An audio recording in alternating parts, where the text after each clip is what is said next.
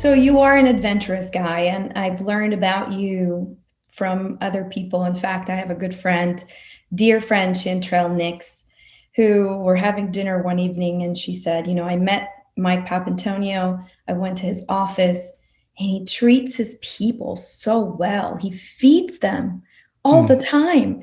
And yeah. I went in there, and people just love him. They adore him. Everybody that works for him, it's like being in this job, and it's a calling for all these people. And I had the pleasure to sit by some of your staff at one of the events in Las Vegas, and somebody was sharing with me very, very briefly. It was loud and drinks were involved, but the story how you were flying a plane and almost crashed, and that's how you met your wife. Like, can It's, I hear more about this? yeah, it's a true story. Yeah, in my earlier days, I was a pilot. I flew myself all over the country, doing what I do. Most of the stuff I did even back then was not in my hometown. It was somewhere else. And so, yeah, so I was taken off from, God, I was on my way to Jackson, Mississippi or someplace like Yeah. that, taken off from the airport in Pensacola, right? And so on the air, the radio comes up. I mean, boom, woman with a real attitude, traffic, 2 o'clock, quarter of a mile, no traffic. I didn't see it. It was marginal VFR. I didn't see it. Traffic, quarter of a mile, 12 o'clock, don't see it. And so all of a sudden, she just blasts me, turn 030 now.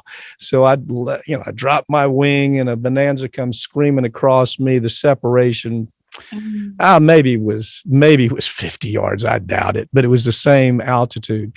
So I land the airplane, and I'm thinking, oh my God, this is called a near miss. It's an event that you have to fill out papers for. And I'm going, I had to leave. So I'd land the airplane, and I'm thinking, I'm waiting for the call, somebody to yell at me, come up to the tower and all this kind of stuff. Because this woman had such an attitude already. And so I don't get a call. And so I'm in a bar. Everybody, the pilots hung out there, air traffic, or they hung out because it was close to the airport. It was just everybody would get off, go over there and have a drink. Mhm. And so I'm telling this story, I'm like Mr. Hero talking to these other lawyers, and other, not lawyers, but other pilots. And I'm doing the whole hand things and making it look like I did this phenomenal feat by avoiding the crash, which all pilots do. And so this woman is looking at me. She's really a fine looking blonde at the end of the bar, just glaring at me with some other controllers, and they're pointing. And I'm thinking, well, hell, they're pointing at somebody else. I don't know what's going on. So she comes up, walks around, and just stomps over there. And she says, are you the idiot that almost ran into the Bonanza? And it, of course, took me back. And I said, well, could you tell me more about what you mean about the idiot? What do you say? So we concluded that, yeah, I was the idiot.